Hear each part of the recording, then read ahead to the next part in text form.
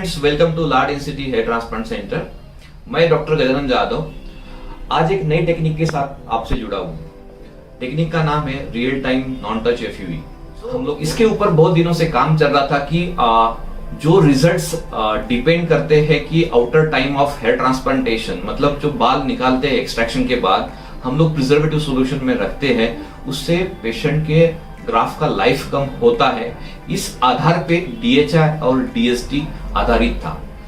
तो हम चाहते थे कि डीएचआई जब करते हैं तब इम्प्लांटर पेन का यूज किया जाता है, बट कॉस्टिंग बहुत बढ़ जाती है। पेशेंट को 40 रुपीज, 50 रुपीज, कुछ सेंटर तो 100 रुपीज पर ग्राफ्ट तक चार्ज करते हैं।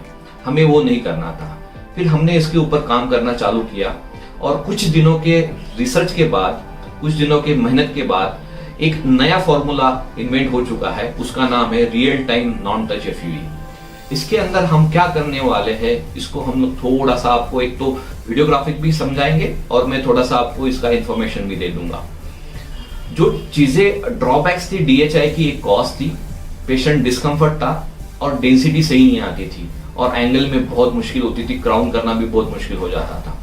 ये सब drawbacks real time non touch FUE में हमने निकाल दिए हैं। तो इसके अंदर हम क्या करते हैं, सबसे पहले हम लोग पेशेंट की डेंसिटी डिजाइन कर लेते हैं, पेशेंट की detection of hair follicle decide कर लेते हैं, पेशेंट के बालों का एंगल डिसाइड कर लेते हैं। इसका मतलब क्या है, हम पहले स्लिट बना लेते हैं ताकि जाके हमें एग्जैक्ट नंबर ऑफ ग्राफ कितनी जरूरत है वो समझ में आता है। और प्री डिसाइडेड डेंसिटी होने की वजह से बाल कम हो ज्यादा हो कुछ फर्क नहीं पड़ता है।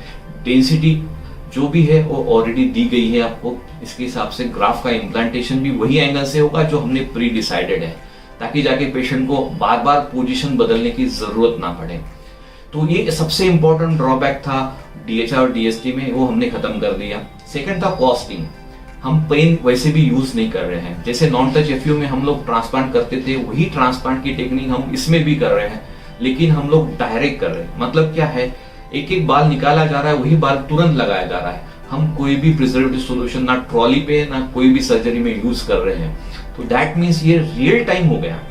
लोग क्या करते हैं, 50-100 बाल निकालते हैं, 200 बाल निकाल के प्रिजर्वेटिव सॉल्यूशन में रखते हैं, फिर उसको इम्प्लांट करते हैं। यहाँ पे कोई भी प्रिजर्वेटिव सॉल्यूशन यूज नहीं हो रहा है। That means extraction and implantation simultaneously हो रहा है, कॉन्करेंट हो रहा है। ये जो है इसको इसलिए हमने नाम दिया है रियल टाइम में हो रहा है। There is no delay between extraction and implantation. So this is called real time FUE. इसका मैं आपको वीडियो डेमोन्स्ट्रेट करूंगा।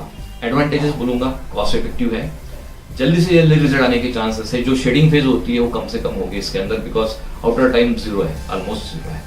ठीक है, तो चलिए आज हमारे साथ पेशेंट है जिनके अंदर हम डेमोन्स्ट्रेट करने वाले front line as well as crown, ताकि आपको डाउट ना रहे क्राउन में सक्सेसफुल है या नहीं है, सिर्फ फ्रंट लाइन ही कर पाएंगे या नहीं कर पाएंगे।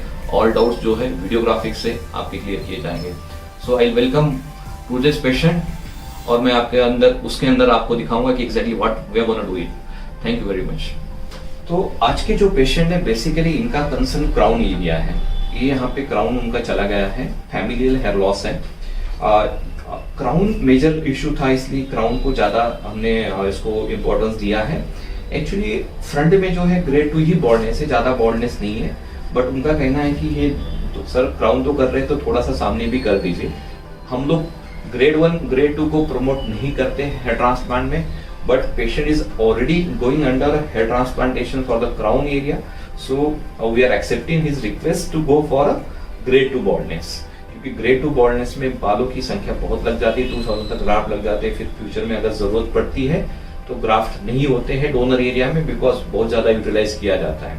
इसलिए थोड़ी सी हेयर लाइन भी हमने हाई रखी जानबूझ की, ताकि ग्राफ की यूटिलिटी कम से कम हो और क्राउन पे उसका ज्यादा उसको ध्यान दिया जाए। सो आज जो होगा, पहले स्लिप मार्किंग होगा यहाँ पे and then extraction and implantation side by side होगा। तो चलिए आज जाते हैं हम लोग डायरेक्ट ऑपरेशन थिएटर में अभी इसके बाद।